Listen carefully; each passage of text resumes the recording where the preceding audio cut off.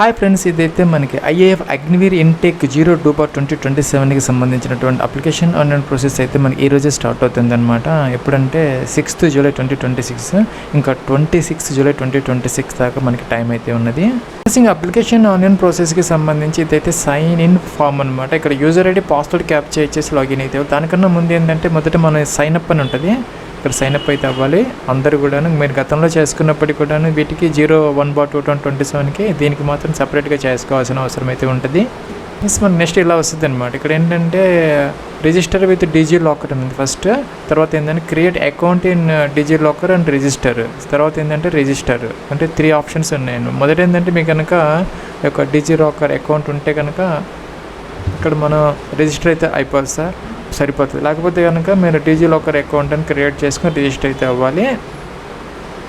డిజి locker అకౌంట్కి సంబంధించి మొదటి ఏంటంటే మీరు ఇక్కడ మీకు 10 డిజిట్ మొబైల్ నెంబర్ ఎంటర్ చేస్తే ఓటీపీ వస్తుంది. జనరేట్ ఓటీపీ అంటే మీకు ఫుల్ నేమ్ ఎంటర్ చేయాలి, డేట్ ఆఫ్ బర్త్, జెండర్ మీరు మేలా ఫీమేలా, అలాగే ఇక్కడ ఏంటంటే యూజర్ నేమ్, పిన్ మీరే దీన్ని సెట్ చేసుకో 2 టైమ్స్ అనమాట. ఇక్కడ టిక్ ఆన్ చేయాలి, వెరిఫై అనాలన్నమాట. తర్వాత ఏంటంటే ఇది మనకి లాగిన్ ఫామ్ అనమాట.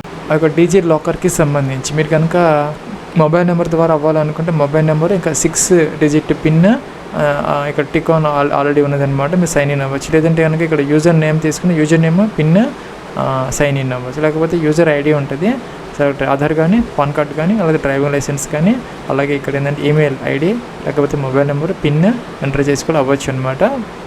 ప్లస్ ఒకవేళ మీ సెక్యూరిటీ పిన్ మర్చిపోతే ఇక్కడ ఫర్గాట్ సెక్యూరిటీ పిన్ అని చెప్పేసి ఆ యొక్క 6 డిజిట్ ఆ పిన్ని మనం సెట్ చేసుకునే అవకాశాలు కూడా మనకు ఉంటాయి అన్నమాట.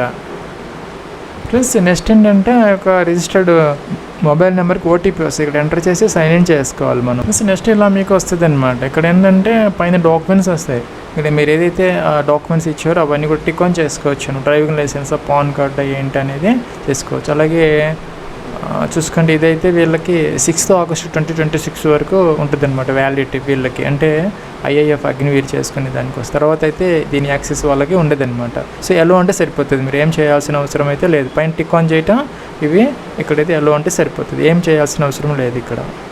ప్లస్ ఇక్కడ ఏంటంటే మనకి ఆటోమేటిక్గా ఇది మనకి ఓపెన్ అయిపోయింది అనమాట. ఐఏఎఫ్ అగ్నివీర్ ఇంటేక్ అని చెప్పేసి మన నేమ్ తీసుకుంది యాజ్ పర్ డిజి లాకర్ ఆధార్ కార్డు ప్రకారం. అలాగే చూసుకుంటే మనకి ఆ యొక్క 10 డిజిట్ మొబైల్ నెంబర్ కూడా తీసుకుంది అనమాట. మనం ఏం చేయాల్సిన అవసరం లేదు. ఇక్కడ ఈమెయిల్ ఐడి 2 టైమ్స్ ఎంటర్ చేసేసి జనరేట్ ఓటీపీ అంటే సరిపోతుంది. నెక్స్ట్ ఏంటంటే ఇది అగ్రీ అనాలి. అన్న తర్వాత ఈ క్యాప్చర్ ఎంటర్ చేసి రీవెరిఫై అనే బటన్ దీన్ని క్లిక్ అయితే చేయాలి మనం. ఇక్కడ మనకి 2 ఓటీపీస్ వస్తున్నాయి అనమాట. ఏంటంటే ఒకటి మొబైల్ ఓటీపీ, ఒకటి ఈమెయిల్ ఓటీపీ. ఈ 2 ఇక్కడ ఎంటర్ చేయాలి. రాకపోతే రీసెండ్ అనాలి. తర్వాత ఏం చేయాలంటే టిక్ ఆన్ చేసుకున్నాం కాబట్టి క్యాప్చర్ ఎంటర్ చేసి రీవెరిఫై అంటే సరిపోతుంది. నెక్స్ట్ ఇలా వచ్చింది, మన ఈమెయిల్ ఐడి కరెక్టా కాదని చెప్పేసి ఇక్కడ టిక్ ఆన్ చేసుకోవాలి. టిక్ ఆన్ చేసిన తర్వాత సబ్మిట్ అనే బటన్ దీన్ని క్లిక్ అయితే చేయాలి. ఇక్కడ నెక్స్ట్ అగ్రీ అనాలన్నమాట. ఇక్కడ నెక్స్ట్ ఓకే అనాలి. నెక్స్ట్ ఇది ఏంటంటే లాగిన్ ఫామ్ అనమాట. ఇక్కడ ఏంటంటే ఈమెయిల్ ఐడి పాస్వర్డ్ క్యాప్చర్ ఇచ్చేసి లాగిన్ చేసుకోవాలి. ఇంకా కనుక మీరు పాస్వర్డ్ మర్చిపోతే ఇక్కడ ఫర్గాట్ పాస్వర్డ్ అయితే తీసుకోవచ్చు. ఇక్కడ ఏంటంటే మనకి పాస్వర్డ్ చేంజ్ ప్రాంప్ట్ వచ్చిందనమాట. మీరు ఇక్కడైతే చూసుకోవచ్చు. మనకేంటంటే 8 నుంచి 15 క్యారెక్టర్స్ మధ్య అయితే ఉండాలన్నమాట ఆ యొక్క పాస్వర్డ్. ఒక అప్పర్ కేసు, ఒక లోయర్ కేసు, ఒక నెంబరు, ఒక స్పెషల్ కేటగిరీ ఇచ్చారనమాట. అవైతే ఇవైతే యూజ్ చేయకూడదు. కొన్ని ఇక్కడ నాట్ అన్నారు, అవైతే అలో కాదు, మిగతావన్నీ అలో చేసుకోవచ్చు. దాని ప్రకారం ఇక్కడ ఒక పాస్వర్డ్ క్రియేట్ చేసుకొని సెకండ్ టైం ఎంటర్ చేసి క్యాప్చర్ ఎంటర్ చేసిన తర్వాత చేంజ్ పాస్వర్డ్ అనాలి ఇక్కడ మనం. నెక్స్ట్ ఏంటంటే మనం ఏదైతే చేంజ్ చేసుకున్నామో పాస్వర్డ్ దాంతో లాగిన్ అవ్వాలి. ఇక్కడ పాస్వర్డ్ ఎంటర్ చేయాలి, క్యాప్చర్ ఎంటర్ చేయాలి, సైన్ ఇన్ అనాలి. సో ఇక మనకి గో టు అప్లికేషన్ అని ఉంది, దీని మీద క్లిక్ చేసి మనం అప్లికేషన్ ఫామ్ అయితే ఫిల్అవుట్ చేసుకోవాలి ఇక్కడ. ఫ్రెండ్స్ ఇదైతే మనకి అప్లికేషన్ ఫామ్ అనమాట. ఐఏఎఫ్ అగ్నివీర్ ఇంటెక్ 02/2027 సంబంధించి స్టార్ మార్క్ పెట్టినవన్నీ కూడా మ్యాండేటరీ, తప్పనిసరిగా మనం ఫిల్అవుట్ అయితే చేసుకోవాలన్నమాట. ఇక్కడ ఏంటంటే 2 స్టెప్స్ అయితే ఉంటాయి. ఫస్ట్ స్టెప్లో రిజిస్ట్రేషన్, అలాగే ప్రొఫైల్ క్రియేషన్. సెకండ్ స్టెప్లో ఏంటంటే మనం లాగిన్ అయ్యాము, ఇప్పుడు అప్లికేషన్ ఫామ్ ఫిల్అవుట్ చేసుకోవాలి. ఇక్కడైతే మన హెల్ప్ డెస్క్ నెంబర్స్ ఉన్నాయి, వాళ్ళని కాంటాక్ట్ చేసుకోవచ్చు. మీకు ఏదైనా ప్రాబ్లమ్స్, టెక్నికల్ ప్రాబ్లమ్స్ ఉంటే కనుక. ఇక్కడ ఏంటంటే కొన్ని ఇంపార్టెంట్ ఇన్స్ట్రక్షన్స్ అయితే ఇచ్చారు, చదువుకోవచ్చు. దీనికి ఏంటంటే unmarried male and female are eligible అనమాట. సో మీకు ఏంటంటే వ్యాలిడ్ ఈమెయిల్ ఐడి, అలాగే మొబైల్ నెంబర్ ఉండాలి, అలాగే డొమిసైల్ అయితే ఉండాలన్నమాట తప్పనిసరిగా. డొమిసైల్ అంటే పర్మనెంట్ రెసిడెంట్ సర్టిఫికెట్. మీరు కనుక ఫేస్ 2 కనుక సెలెక్ట్ అయితే అక్కడైతే మీరు ఆ యొక్క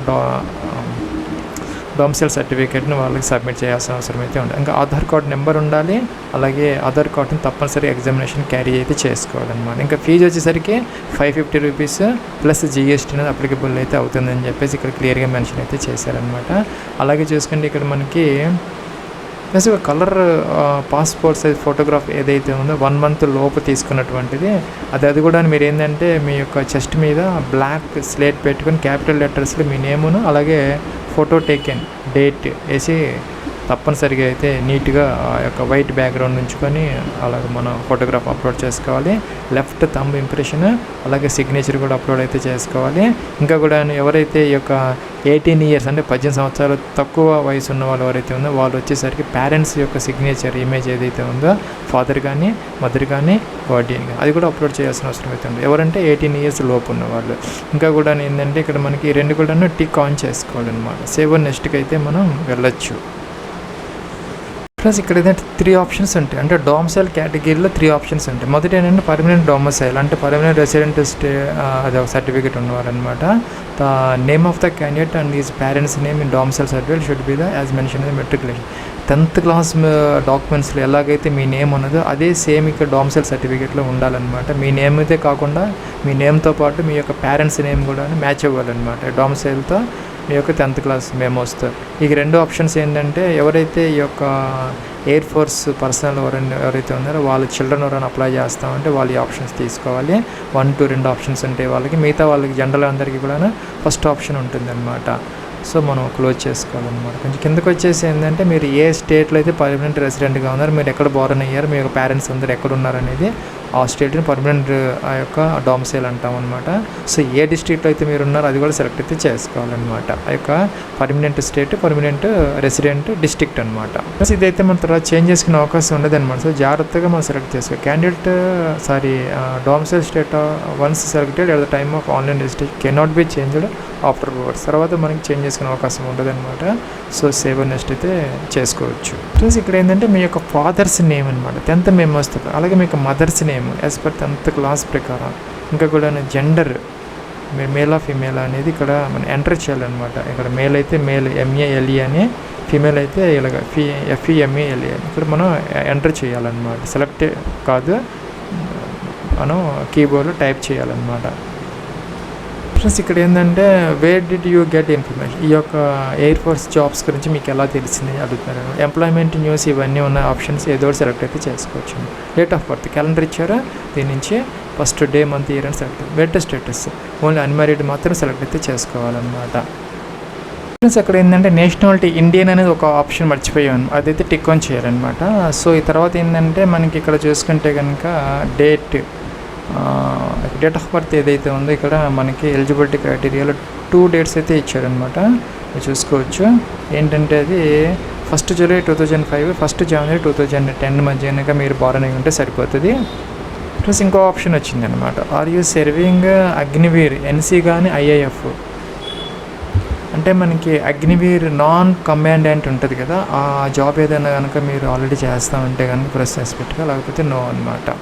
సో సేవ్ నెక్స్ట్కి అయితే చేసుకోవచ్చు. ప్లస్ ఇక్కడ వరకు మనం ఏదైతే కొన్ని కాలమ్స్ ఎంటర్ చేసాం వాటికి సంబంధించినటువంటి డిక్లరేషన్ అడుగుతున్నారనమాట. అన్నీ చెక్ చేసుకుని అన్ని ప్రాపర్గా ఉంటే 1 by 1 ఇవన్నీ టిక్ ఆన్ చేసిన తర్వాత సేవ్ నెక్స్ట్కి అయితే చేసుకోవాలి.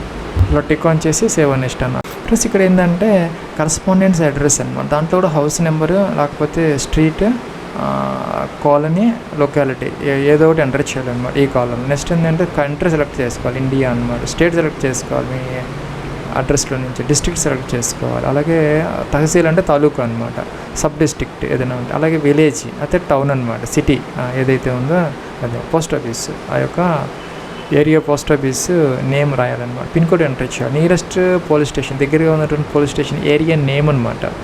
ఇక్కడ ఏంటంటే last 4 digit Aadhaar card number ఇక్కడ ఎంటర్ చేసుకున్న తర్వాత ఇక్కడ ఏం చేయాలంటే permanent address correspondence address same అయితే ఇక్కడ S పెడితే సరిపోతుంది. ఇవన్నీ ఫిల్అప్ అయిపోతాయి ఆటోమేటిక్గా కిందవి. అప్పుడు ఏంటంటే మీరు సేవ్ నెక్స్ట్ కానీ నెక్స్ట్ ట్యాబ్కి వెళ్ళిపోవచ్చు, లేదా బ్యాక్కి వెళ్ళి ఎడిట్ కూడా చేసుకోవచ్చు అనమాట. అంతకుముందు మనం ఎంటర్ చేసినటువంటి కాలమ్స్ అన్నీ కూడాను. ఫ్రెండ్స్ ఇక్కడ ఏంటంటే మనకి ఎడ్యుకేషన్ క్వాలిఫికేషన్ అనమాట, సెలెక్ట్ ఎనీ వన్ అన్న 3 options ఇచ్చారనమాట. ఒక ఆప్షన్ ఏంటంటే 10+2 అంటే ఇంటర్మీడియట్, అంటే లేకపోతే 12th క్లాస్ లేకపోతే ఇంటర్మీడియట్ ఈక్వలెంట్ అనమాట. ఇది టిక్ ఆన్ చేసుకోవాలి. 3 years డిప్లొమా అయితే సెకండ్ ఆప్షన్ తీసుకోవాలి. ఇంకా 2 years వొకేషనల్ కోర్స్ అయితే థర్డ్ ఆప్షన్ తీసుకోవాలన్నమాట. నెక్స్ట్ ఏంటంటే మీరు కనుక ఇంటర్మీడియట్ లేకపోతే ఈక్వలెంట్ ఏదైతే ఉందో అదైతే మీరు 12th క్లాస్ కానీ అది ఫిజిక్స్ మ్యాథమెటిక్స్తో కనుక చేసి ఉంటే ఇక్కడ ఎస్ పెట్టుకో, లేకపోతే నో పెట్టాలన్నమాట. ఇంకా స్ట్రీమ్ అప్లయింగ్ ఫర్ అనమాట, ఫర్ ఎలిజిబుల్ క్రైటీరియాకి సంబంధించి ఇవి ఎంటర్ చేసిన దాన్ని బట్టి ఇది వస్తుంది అనమాట మనకి థర్డ్ ఆప్షన్. నెక్స్ట్ ఏంటంటే ఇక్కడ మనకి యొక్క ఇంటర్మీడియట్ మొత్తం అగ్రిగేట్ టోటల్గా మొత్తం మీద 50% మార్క్స్ ఉండాలి. అలాగే ఇంగ్లీష్లో కూడా మనకి 50% మార్క్స్ అంటే 100కి 50 మినిమం వచ్చి ఉండాలన్నమాట. అలాగే మీకు ఇంటర్మీడియట్ స్ట్రీమ్ అనమాట, ఆర్ట్స్ సైన్స్ వల్ల అయితే కామర్స్ ఎలా సెలెక్ట్ చేసుకోవాలి. కిందకు వచ్చేస్తే ఇక్కడ స్ట్రీమ్ అప్లయింగ్ వచ్చేసరికి సైన్స్ సబ్జెక్ట్సా లేకపోతే అదర్ దాన్ సైన్స్ సబ్జెక్ట్సా లేకపోతే బోత్. మీరు కనుక సైన్స్ సబ్జెక్ట్లో కానీ ఇంటర్మీడియట్ చేస్తేనే ఫస్ట్ ఆప్షన్ తీసుకోవాలి. సైన్స్ సబ్జెక్ట్స్ కాకుండా జనరల్గా ఈ ఆర్ట్స్ కానీ కామర్స్ కానీ సిఈసి అలా చేసిన హెచ్ఈసి వాళ్ళైతే సెకండ్ ఆప్షన్ తీసుకోవాలి. బోత్ అంటే బోత్ అనమాట, సైన్స్ సబ్జెక్ట్స్ అలాగే కాంబినేషన్ కానీ చదువుకుంటే ఫస్ట్ థర్డ్ ఆప్షన్ తీసుకోవాలన్నమాట. నెక్స్ట్ ఏంటంటే ఎడ్యుకేషనల్ బోర్డు అనమాట, ఆంధ్రప్రదేశ్కి సంబంధించి అన్నీ కూడా board of secondary education Andhra Pradesh అన్నీ ఉంటాయి, మీరు చూసుకోవచ్చు అనమాట. లేకపోతే అదరైన ఆప్షన్ ఉంటుంది లాస్ట్లో మీరు ఎంటర్ చేసుకో. పర్సంటేజ్ అనమాట, పర్సంటేజ్ అయితే వేసుకోవాలి. ఇక్కడ ఏంటంటే మీకు కనుక 59.99 సపోజ్ అలా వచ్చి ఉంటే కనుక ఇక్కడ ఏం చేయాలంటే మీరు ఇక్కడ 59 మాత్రం వేయాలి, 60 వేయాలి, అంటే రౌండ్ ఆఫ్ వేసేయకూడదు అనమాట. సో ఏంటంటే 59.99 వస్తే 59 అయితే వేయాలి, 45.99 వస్తే 40. ఇక్కడ మినిమం ఏంటంటే 50% ఉండాలన్నమాట. మినిమం 50% మాత్రం ఎలిజిబుల్, అందుకని ఎక్కువ ఉన్న వాళ్ళు ఎలిజిబుల్ అనమాట.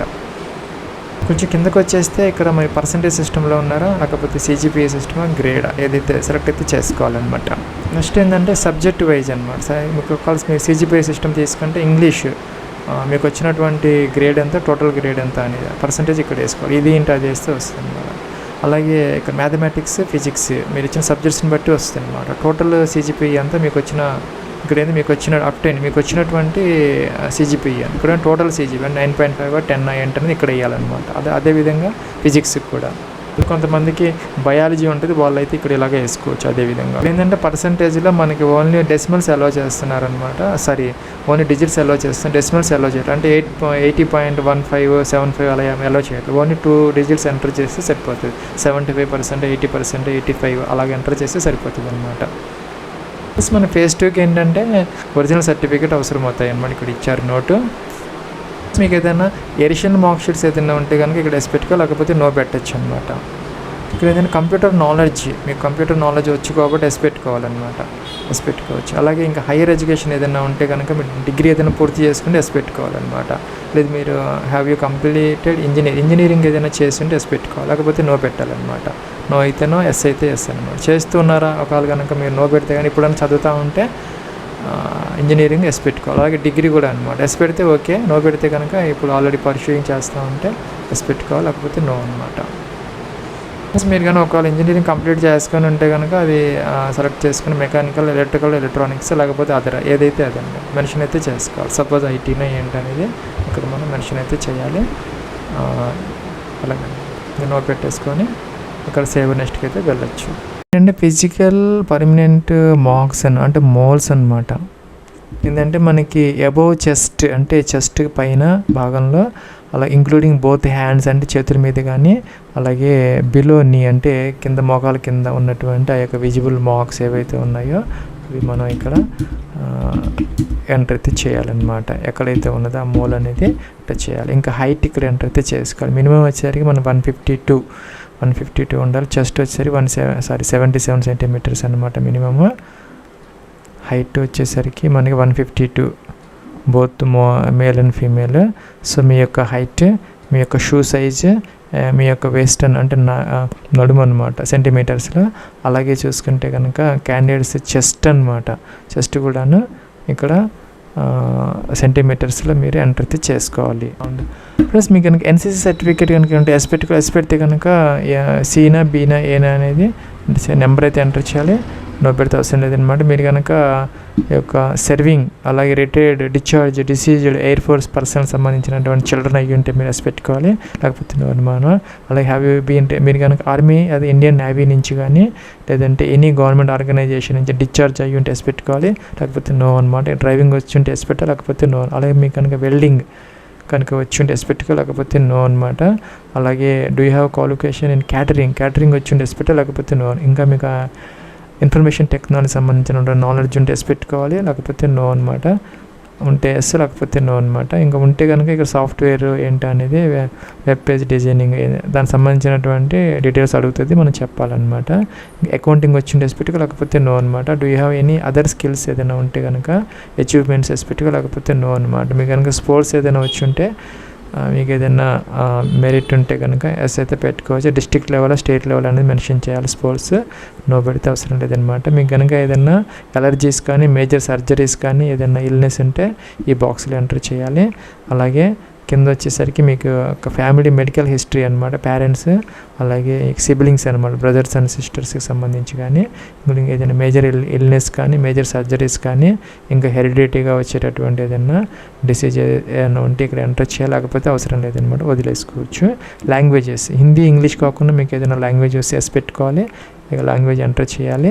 ఇక్కడ మీరు ఎక్కడి నుంచి అప్లై చేస్తున్నారు అనేది సెలెక్ట్ అయితే చేసుకోవాలి. ఇంకా కూడా ఎగ్జామినేషన్ సిటీ అనమాట. సో ఇక్కడ ఆంధ్రప్రదేశ్ ఇస్తే మనకి ఆదోని, అమలాపురం, అనంతపురం, బొబ్బిలి, చిత్తూరు, ఏలూరు, అలాగే గుంటూరు, కడప, కాకినాడ, కావలి, కర్నూలు, మచిలీపట్నం, మదనేపల్లి, మార్కాపూర్, నంద్యాల, నరసరావుపేట, నెల్లూరు, ఒంగోలు, అలాగే పలమనేరు, పుత్తూరు, రాజమండ్రి, రాయచోటి, శ్రీకాకుళం, తాడిపత్రి, తిరుపతి, తిరుపూరు చాలా ఉన్నాయన్నమాట. విజయనగరం, విజయవాడ, విశాఖపట్నం, విజయనగరం, అలాగే ఎమ్మిగనూరు అలా వచ్చాయన్నమాట. సరే మీ తెలంగాణ కనుక ఇస్తే దానికి సంబంధించినటువంటి సిటీస్ ఆదిలాబాద్, హైదరాబాద్, కరీంనగర్, ఖమ్మం, కోదాడ, కొత్తగూడెం, మహబూబ్నగర్, నల్గొండ, నిజామాబాద్, పెద్దపల్లి, సిద్దిపేట, సూర్యాపేట, వరంగల్ కూడా అర్బన్ ఇవన్నీ వచ్చాయన్నమాట. సో ఇక్కడ మనం 5 ఆప్షన్స్ డిఫరెంట్గా ఇవ్వాలి. సో నెక్స్ట్ సేవ్ నెక్స్ట్ అయితే చేసుకోవచ్చు. ఇక్కడ ఏంటంటే అప్లోడ్స్ సెక్షన్ అనమాట. ఒక ఫోటో అనేది మనం అప్లోడ్ చేయాలి, దాంతోపాటు ఒక వెబ్ క్యామ్ ద్వారా లైవ్ ఫోటో కూడాను ఇక్కడ మనం క్యాప్చర్ అయితే చేసుకోవాలి. ఫోటో సైజ్ వచ్చేసరికి జేపీజీ ఫార్మాట్లో 100 నుంచి 200 KB వరకు అలో చేస్తారు.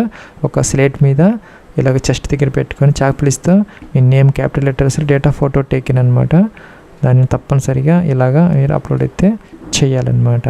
అలాగే చూసుకుని సిగ్నేచర్ కూడాను 150 KB వరకు జేపీజీ ఫార్మేట్. అలాగే కనుక మేల్ క్యాండిడేట్స్ అయితే కనుక లెఫ్ట్ తంబు, అలాగే ఫీమేల్ క్యాండిడేట్స్ అయితే కనుక రైట్ తంబు ఇంప్రెషన్ అనేది స్కాన్ చేసుకొని అప్లోడ్ అయితే చేసుకోవాలి. ఇక 649 రూపీస్ ఫీజు అయితే చూపిస్తున్నారనమాట. అంటే మనం యొక్క జిఎస్టీ అయితే కలుపుకొని ఇవన్నీ టిక్ ఆన్ చేయాలి. టిక్ ఆన్ చేసిన తర్వాత క్యాప్చర్ ఎంటర్ చేసేసి ప్రివ్యూ అంటే ప్రివ్యూ వస్తుంది. అన్ని చూసుకొని అన్ని పర్ఫెక్ట్గా ఉంటే సరే, లేకపోతే బ్యాక్ వెళ్ళి ఎడిట్ చేసుకోవచ్చు. అన్ని పర్ఫెక్ట్గా ఉంటే సబ్మిట్ చేసేసుకొని ఫీజు పే చేస్తే సరిపోతుంది అనమాట. ఫ్రెండ్స్ మీరు ఏదైనా తప్పనిసరిగా ఇవన్నీ వ్యూ చూసుకోవాలన్నమాట. అన్నీ ఓపెన్ చేసి చూసుకోవాలి. వ్యూ చూసిన తర్వాత ఇవన్నీ టిక్ ఆన్ చేయాలి. టిక్ ఆన్ చేసిన తర్వాత క్యాప్చర్ అయితే ఎంటర్ అయితే చేయాలన్నమాట. ప్లస్ మీకు ఏదైనా కనుక అప్లికేషన్లో ప్రాబ్లమ్స్ ఉంటే ఎర్రర్ అయితే వస్తుంది, లేకపోతే కనుక ఈ విధంగా ఫీజు అనేది పే అయితే చేసుకోవచ్చు అనమాట. ఇక్కడ ఏంటంటే మనకి SBI net banking, other bank net banking కానీ, ఇంకా మీ దగ్గర ఎటువంటి కార్డు ఉన్నా కూడా, అంటే ఏ బ్యాంక్ అంటే ఎస్బీఐ కాదు, ఏ బ్యాంక్ డెబిట్ కార్డు అయినా, క్రెడిట్ కార్డు అయినా, యూపీఐ అయినా ఎలాగైనా ఫీజు అయితే పే అయితే చేసుకోవచ్చు.